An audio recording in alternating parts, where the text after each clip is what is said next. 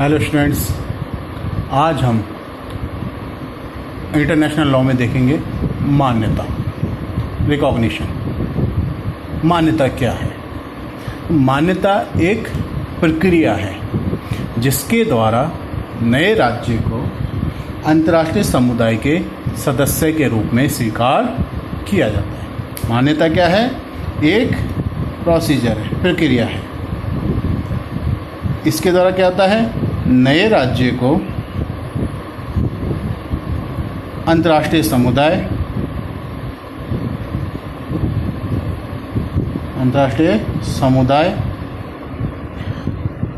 के सदस्य के रूप में स्वीकार किया जाता है। अर्थात क्या है? जब कोई नया राज्य अस्तित्व में आता है तो उसे अंतर्राष्ट्रीय समुदाय के सदस्य के रूप में स्वीकार करने के लिए एक प्रक्रिया अपनाई जाती है, जिसे हम क्या कहते हैं? मान्यता कहते हैं। अब हम देखेंगे राज्यों की मान्यता। राज्यों की मान्यता, रिकॉग्निशन ऑफ स्टेट। राज्यों की मान्यता ये क्या कहता है? ये कहता है राज्य कहने के लिए किसी भी इकाई में निम्न तत्वों का होना आवश्यक है। क्या? अगर हम किसी भी इकाई को राज्य कहना चाहते हैं तो उसमें निम्न तत्व होने चाहिए। फॉर एग्जाम्पल, जनसंख्या, राज्य क्षेत्र, सरकार और अन्य राज्य से संबंध।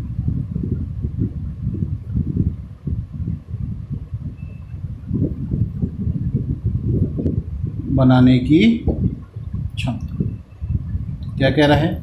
यदि कोई भी इकाई को हम राज्य कहना चाहते हैं, उसमें क्या क्या तत्व होने आवश्यक है? एक, जनसंख्या होनी चाहिए, उसका अपना राज्य क्षेत्र होना चाहिए, उसकी अपनी सरकार होनी चाहिए और साथ में अन्य राज्यों से संबंध बनाने की उसकी कैपेसिटी भी होनी चाहिए, क्षमता भी होनी चाहिए। जब उस इकाई में ये सब तत्व विद्यमान होते हैं तब उसे हम राज्य के रूप में स्वीकार करते हैं। जब किसी भी इकाई में ये चारों तत्व अगर विद्यमान हैं, उसे हम क्या कह सकते हैं? राज्य के रूप में स्वीकार कर सकते हैं। और जब उसे हम राज्य के रूप में स्वीकार कर लेते हैं, इसे ही हम क्या कहेंगे? राज्य की मान्यता कहते हैं। ओपेनहाइम कहते हैं, ओपेनहाइम क्या कहते हैं? ओपेनहाइम कहते हैं मान्यता की जो अभिस्वीकृति यह सिद्ध करती है कि विद्यमान राज्यों के विचार में, जो राज्य ऑलरेडी अस्तित्व में है उनके विचार में नया राज्य अंतर्राष्ट्रीय विधि द्वारा मान्य राज्यत्व के शर्तों की पूर्ति करता है, ताकि मान्यता प्रदान करने वाले राज्यों के विचार में नए राज्य को उन अधिकार और कर्तव्यों को धारण करने वाले अंतर्राष्ट्रीय व्यक्ति के रूप में माना जा सकता है, जिन्हें अंतर्राष्ट्रीय विधि राज्यों को प्रदान करती है। एक बार फिर ओपेनहाइम क्या कह रहे हैं, मैं वापस से आपको बताता हूँ। ओपेनहाइम कहते हैं कि मान्यता जब दी जाती है उससे यह बात सिद्ध होती है कि विद्यमान राज्य जो हैं, ऑलरेडी जो राज्य अस्तित्व में हैं, उनके विचार में नए राज्य ने उन अधिकारों और कर्तव्यों को धारण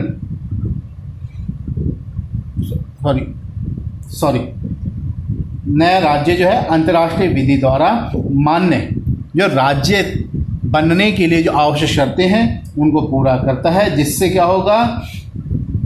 अन्य राज्य जो हैं उनके विचार में नए राज्य को वो अधिकार, वो कर्तव्य मिल सकें जो एक राज्य को अंतर्राष्ट्रीय व्यक्ति के रूप में प्राप्त होते हैं।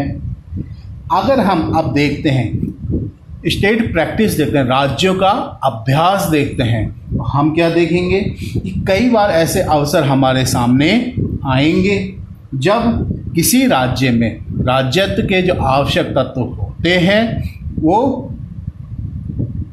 विद्यमान है, लेकिन फिर भी उसे मान्यता नहीं मिलती है। और कई बार ऐसे अवसर भी हमारे सामने आएंगे, हमने देखेंगे कि किसी राज्य में जो राज्यत्व के जो आवश्यक तत्व हैं, स्टेटहुड के लिए जो ज़रूरत है वो तत्व नहीं है, उसके बावजूद भी उन्हें मान्यता मिल जाती है। तो इसका मतलब क्या निकल कर के आया था? इसका मतलब हो रहा है कि किसी नए राज्य को जो मान्यता दी जा रही है वो राज्यों के विवेक के ऊपर, उनके व्यक्तिगत निर्णय के ऊपर डिपेंड करता है कि किसी राज्य को जो अस्तित्व में आया है उसे हम मान्यता दें या न दें। जैसे अगर हम उन इजराइल की बात करते हैं, इसकी इजराइल की, इजराइल जो है 1948 में अस्तित्व में आ गया था, लेकिन अरब के राज्य ने उसको मान्यता नहीं दी। तो इसका मतलब ये नहीं है कि वो राज्य ही नहीं है। अरे मान्यता देना और ना देना जो है राज्यों के विवेक के ऊपर निर्भर करता है। और सबसे बड़ी बात जो है मान्यता देने के संबंध में क्या होते हैं, राज्य जो है विधिक रूप से बाउंड नहीं है। मान्यता देना चाहते हैं राज्य तो किसी राज्य को वो तभी मान्यता देते हैं जब उससे वो अपने राजनीतिक संबंध स्थापित करना चाहे, तभी वो उसको मान्यता देगा, नहीं तो नहीं दे। इसका मतलब हुआ कि जो मान्यता अगर किसी राज्य को प्राप्त नहीं होती है तो राज्य के अस्तित्व से हम इनकार नहीं कर सकते। मान्यता मिल जाती है तो ये एक कॉन्क्लूसिव प्रूफ, निश्चायक सबूत के रूप में भी नहीं माना जा सकता है कि उसमें राज्यत्व के आवश्यक तत्व नहीं है। अब हम आते हैं आगे, राज्यों की मान्यता की विधि। राज्यों की मान्यता की विधि, क्या राज्यों को जो मान्यता दी जाती है इसके संबंध में कोई विधि बनी हुई है या नहीं बनी? तो इसके बारे में हम कहते हैं कि जो राज्यों को जो मान्यता दी जाती है, अभी अभी मैंने आपको बताया था मान्यता देना क्या है, राज्यों की इच्छा के ऊपर निर्भर करता है। और कोई राज्य दूसरे राज्य को जो अस्तित्व में आया है मान्यता तभी दे रहा है जब वो उसके साथ राजनीतिक संबंध स्थापित करना चाहता है। तो इसीलिए अगर हम कह सकते हैं कि राज्यों की मान्यता के संबंध में, राज्यों की मान्यता की विधि के संबंध में ऐसा कोई अभी समय नहीं है, ऐसा कोई विधियों का संहिताबद्ध नहीं किया गया है जिससे किसी राज्य को मान्यता दी जा सके। लेकिन वर्तमान में इस संबंध में राज्यों की मान्यता देने के संबंध में ना तो कोई विधि है और ना ही कोई अभी समय है। तो ऐसी स्थिति में मान्यता, राज्यों को जो मान्यता देते हैं इसके संबंध में विवाद पैदा होता है, और ये जो विवाद है मान्यता के विभिन्न सिद्धांतों के होने के कारण पैदा होता है। अब हम देखेंगे मान्यता के सिद्धांत, थ्योरीज ऑफ रिकॉग्निशन, मान्यता के सिद्धांत।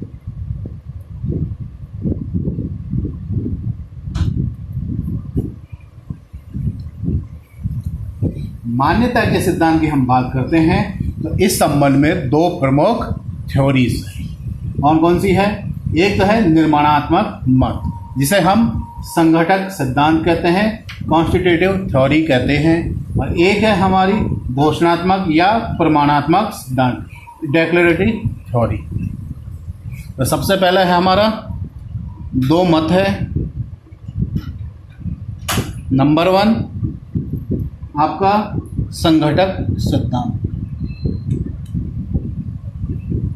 जिसको हम निर्माणात्मक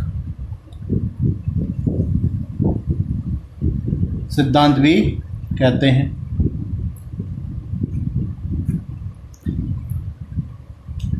ये सिद्धांत के अनुसार किसी राज्य का निर्माण तथ्य के द्वारा नहीं बल्कि अन्य राज्य द्वारा दी गई मान्यता के माध्यम से होता है।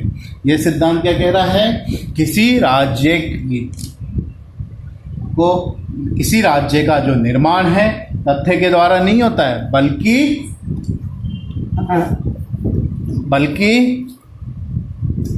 अन्य राज्यों द्वारा दी गई मान्यता के माध्यम से होता है। अर्थात कोई भी इकाई स्टेटहुड राज्यत्व के आवश्यक तत्वों को प्राप्त करने से राज्य नहीं हो जाता है। क्या कि कोई भी राज्य जिसके पास निश्चित जनसंख्या है, राज्य क्षेत्र है, सरकार है, अन्य राज्यों से संबंध बनाने की क्षमता, ये तत्व उसमें विद्यमान है, तो ये होने मात्र से ही वो राज्य नहीं बन जाता है, बल्कि जब उसे विद्यमान राज्यों के द्वारा मान्यता दी जाती है तभी वह राज्य होगा। इस सिद्धांत को मानने वाले कहते हैं कि जब भी किसी राज्य में राज्यत्व के आवश्यक तत्व विद्यमान है तो उनके होने मात्र से वो राज्य नहीं हो जाता है, बल्कि विद्यमान राज्य के द्वारा उसे मान्यता दी जाएगी तभी उस राज्य को मान्यता प्राप्त होगी। इस सिद्धांत को मानने वाले जो समर्थक है वो है एक तो एंजेला की और एक है आपके हॉलैंड। ठीक है, इस सिद्धांत के अनुसार ये क्या कहते हैं कि कोई भी नई इकाई स्वतः राज्य नहीं हो सकती जब तक कि अन्य राज्यों के द्वारा उसे मान्यता नहीं दी जाती है। एक बार फिर मैं आपको संघटक सिद्धांत या निर्माणात्मक सिद्धांत वापस से बता देता हूँ। शॉर्ट में ये सिद्धांत कहता है, इस सिद्धांत को मानने वाले समर्थक कहते हैं कि यदि किसी राज्य में राज्यत्व के जो आवश्यक तत्व हैं वो विद्यमान हैं तो उनके होने मात्र से ही कोई भी राज्य नहीं बनेगा जब तक कि अन्य राज्यों के द्वारा उसे मान्यता नहीं दी जाती है। अर्थात कोई भी नई इकाई स्वतः राज्य नहीं हो सकती जब तक कि अन्य राज्य उसे मान्यता नहीं देते हैं। आलोचना अगर हम देखें तो इस सिद्धांत की आलोचना बड़ी ही कठोरता से की गई। जैसे जब कोई राज्य राजत्व के सभी तत्वों से युक्त है तब यह आवश्यक नहीं है कि उसके अस्तित्व को अन्य राज्य द्वारा एक साथ मान्यता दी जाए। भाई किसी राज्य में राज्य के तत्व तो सभी हैं, लेकिन क्या जरूरी है कि सभी राज्य उसको एक साथ मान्यता देते हैं? इम्पॉसिबल। हो सकता है कुछ राज्य आज उसे मान्यता दे रहे हैं, कुछ राज्य उसको 2 साल बाद मान्यता दे। तो जब मान्यता जो देने की बात है तो ये इनके लिए समय अलग अलग हो सकता है। तो अब आप कह रहे हैं, इस सिद्धांत के समर्थक कहते हैं कि अगर उसमें राज्यत्व के तत्व आवश्यक जो जरूरी हैं वो पूरे हैं तो अन्य राज्यों से मान्यता दे देंगे। लेकिन वास्तविकता क्या होगी? कई बार ऐसी परिस्थितियां सामने आती है जब किसी राज्य में राज्यत्व के आवश्यक तत्व होते हैं लेकिन मान्यता उसे अलग अलग समय पर राज्यों के द्वारा दी जाती है। तो इस आधार पर यह सिद्धांत क्या है, आलोचना की गई है। इसके बाद एग्जाम्पल के तौर पर हम देखना चाहें, हम देख सकते हैं चीन को। चीन 1979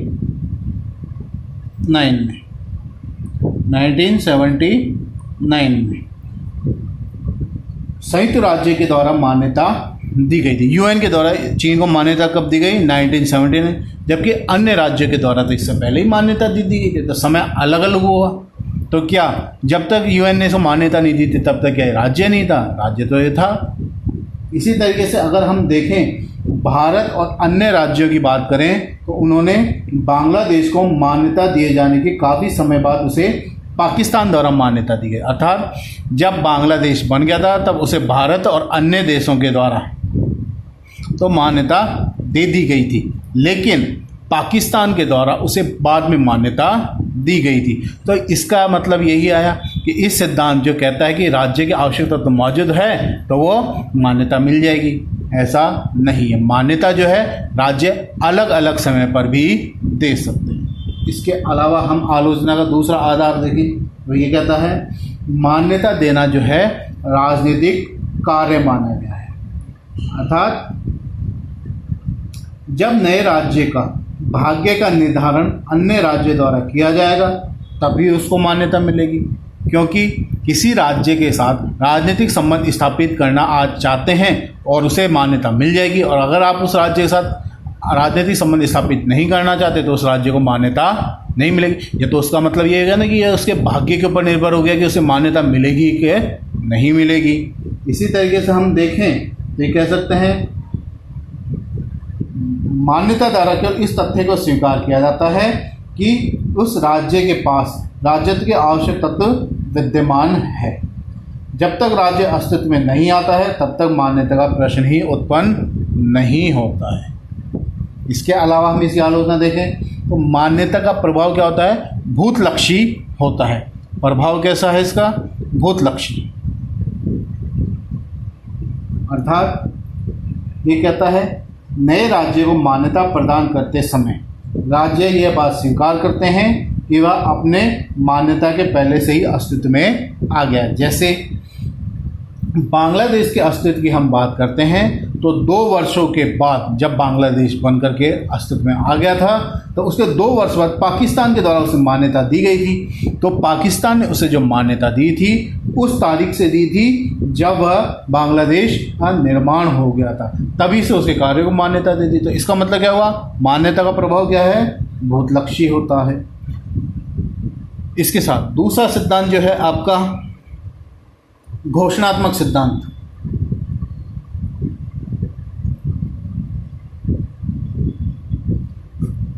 ये क्या कहता है, घोषणात्मक सिद्धांत के मानने वाले कहते हैं कि अंतर्राष्ट्रीय विधि में राज्य अस्तित्व में उसी समय आ जाता है जब वह राज्यत्व के आवश्यक गुणों को अर्जित कर लेता है। अर्थात कोई भी राज्य अस्तित्व में उसी दिन आ जाता है जब उसमें ये निम्नलिखित चारों तत्व विद्यमान रहेंगे, उसी दिन वो राज्य अस्तित्व में आ गया है।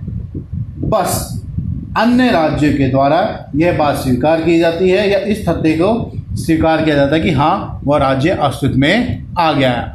अर्थात यहाँ पर ये इस तथ्य के साक्ष्य के रूप में पेश करते हैं अन्य राज्य की हाँ वह राज्यत्व के जो आवश्यक तत्व हैं चारों उनको स्वीकार या उनको ग्रहण करता है।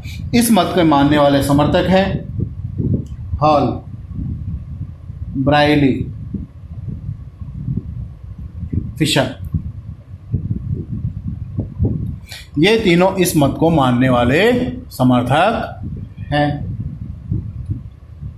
तो हॉल क्या कहता है, हॉल कहता है कि एक राज्य राष्ट्रों के परिवार में अधिकार के रूप में उस समय शामिल हो जाता है जब वह राज्यत्व के आवश्यक गुणों को अर्जित कर लेता है। क्या कहता है हॉल कि एक राज्यों का जो परिवार है या इंटरनेशनल कम्युनिटी है उसमें तभी शामिल हो जाता है जब वह राज्य के जो आवश्यक तत्व है उनको प्राप्त कर लेता, उसी समय वह उसका ग्रहण कर लेता है। इस सिद्धांत के अनुसार केवल नए राज्यों को मान्यता प्रदान करने वाले राज्य हैं जो मान्यता द्वारा केवल उसके प्रभाव को, उनके मध्य जो संबंध है उन जो सर्जित होंगे उनको स्वीकार करते हैं, बाकी कुछ भी नहीं। कुल मिलाकर के घोषणात्मक सिद्धांत क्या कहता है कि कोई राज्य जब राज्यत्व के आवश्यक तत्वों को प्राप्त कर लेता है तो वो राज्य के रूप में उसे मान्यता मिल जाती है और अन्य राज्य जो है केवल साक्ष्य के रूप में उसे मान्यता देते हैं।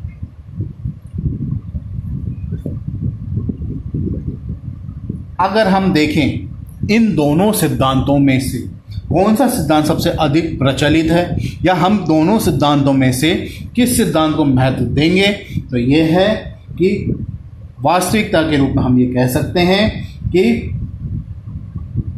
दोनों ही मत अकेले पूर्ण नहीं है। अर्थात दोनों ही मतों का अपना अपना महत्व है। जब ये दोनों मत एक मत के बिना कोई भी राज्य मान्यता प्राप्त नहीं कर सकता। अर्थात किसी राज्य को मान्यता प्राप्त करने के लिए जरूरी है कि वह दोनों तत्वों को पूरा करे। उम्मीद करता हूँ आपको समझ में आया होगा राज्यों की मान्यता। धन्यवाद।